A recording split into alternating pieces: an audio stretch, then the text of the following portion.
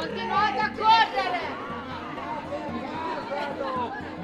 Mi chiamo Andrea Tolomelli, lavoro al CEFA e lavoro come responsabile dei progetti Mediterraneo Europa e in questo momento siamo a Crespellano nel set del film La guerra a Cuba, che è l'evento principale del progetto Fra la Via Emilia del Sud, che è un progetto cofinanziato dall'Agenzia Italiana per la Cooperazione e lo Sviluppo e ha come finalità principale quella di riuscire a in qualche maniera lavorare sulle coscienze, sui comportamenti individuali delle persone nei confronti dell'inclusione sociale, del razzismo e della lotta alla xenofobia. Credo che questo progetto abbia scelto noi, siamo per fortuna, insomma, abbiamo tanti cittadini che con il loro lavoro quotidiano fanno tante cose belle anche in giro per il mondo e molto spesso hanno proprio la voglia e il desiderio di portare ciò che fanno sul territorio perché dal territorio comunque si sentono ascoltati. Il progetto fondamentalmente è diviso in 3 parti, una parte laboratoriale per lavorare con i genitori, non solo con i ragazzi sul tema dell'inclusione sociale, perché chiaramente i ragazzi nelle classi vivono in maniera spontanea il fatto di stare insieme all'altro da sé, molto spesso i genitori no, di conseguenza l'idea è metterli assieme e questo laboratorio lo facciamo grazie all'associazione AIAT. Grazie all'associazione Yabasta ci sono dei laboratori di fumetto e di fotografia per immaginarsi all'altro da sé e poi la terza parte, che è la parte più importante, c'è stato un laboratorio con Renato Giuliano che è il regista del film e Mario Mucciarelli che ne ha scritto la sceneggiatura assieme a Renato e l'idea era quella di fare prima un corso di sceneggiatura affinché i ragazzi del territorio potessero imparare le tecniche per sceneggiare un film ma anche contribuissero appunto a creare la storia del film La guerra a Cuba. E vedere adesso realizzato in un vero e proprio lungometraggio il frutto del loro lavoro credo che sia qualcosa di molto soddisfacente per loro ma anche per un territorio come il nostro che cerca comunque sempre di portare avanti progetti che favoriscano e incentivino l'integrazione, l'inclusione sociale e la commistione tra culture diverse. Abbiamo avuto la possibilità di testare la storia all'interno del laboratorio, di parlarne con i ragazzi, di utilizzarla anche come strumento didattico. Tutte le idee sono nate comunque lì, sono stati sviluppati temi che gli stavano a cuore, cose di cui avevano interesse e volontà di parlare. Questo è avvenuto coinvolgendo giovani autoctoni della Valsamoggia e ragazzi del cast di Crespellano e anche ragazzi migranti che comunque si trovavano sul territorio. This movie is important. It's talking about us and it's talking about me. It is my life as an immigrant. Mi chiamo Giada Bartoletti, ho 19 anni e a maggio scorso ho incrociato il nostro buon regista durante questo corso di sceneggiatura che faceva al Centro Arcadia Bazzano. Purtroppo io non parlo inglese, quindi lui non parla italiano, ci siamo dati delle gran pacche sulle spalle, abbiamo mangiato insieme, abbiamo recitato insieme, ci abbracciamo, stiamo bene. Nevio, quindi Luigi Monfredini e Usman Yamanka, questo ragazzo richiedente asilo politico.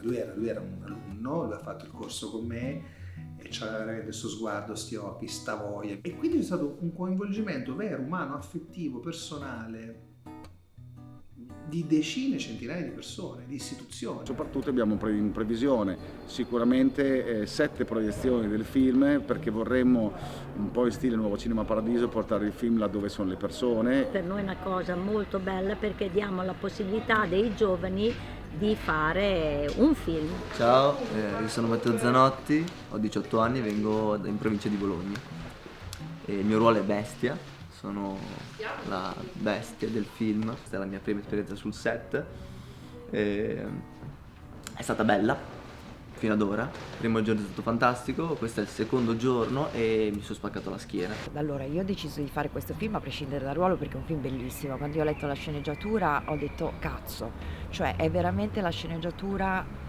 il film che io avrei voluto fare. Allora, il titolo La guerra a Cuba è una citazione da un film di Orson Welles, Il quarto potere, e si parla di un'ipotetica guerra di cui stanno parlando un giornalista e il suo editore. Il giornalista mandato a Cuba scrive al suo editore dicendo che non c'è nessuna guerra a Cuba, potrebbe al massimo scrivere un poema sulla bellezza del posto, e l'editore Charles Foster Kane risponde: mi mandi pure il poema in prosa, io procurerò la guerra. Quindi per noi era un modo per sintetizzare un tema molto importante nel nostro film, che è quello delle, diciamo, si dice delle fake news, ma diciamo della manipolazione dell'informazione. Per me il rapporto principale, se vogliamo parlare di integrazione oggi, nell'era di internet, del Twitter, di Facebook e quant'altro, non puoi farlo prescindendo dalle comunicazioni. E certo che c'è la mia firma, ma io ti sfido a trovare un'allusione razzista, trovamene una. Nell'articolo? Ma che mi dici del titolo? Viola De Marchi è una giornalista di Milano che viene in Valsamoggia alla ricerca di uno scoop che non troverà mai, che non c'è in realtà.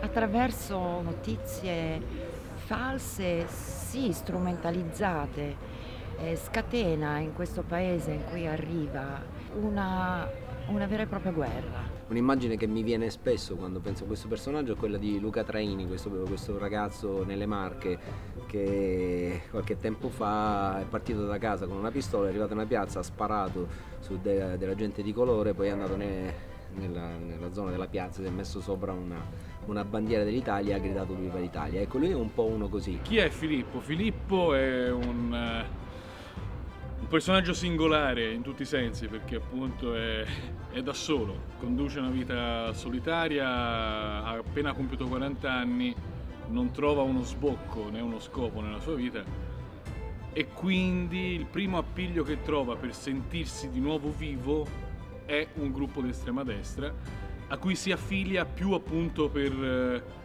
questa necessità di sentirsi di nuovo ascoltato che non per serie motivazioni politiche. Noi abbiamo cercato di fare un film più imparziale possibile, cioè mostrare proprio un problema. Uno deve essere libero di essere ciò che è.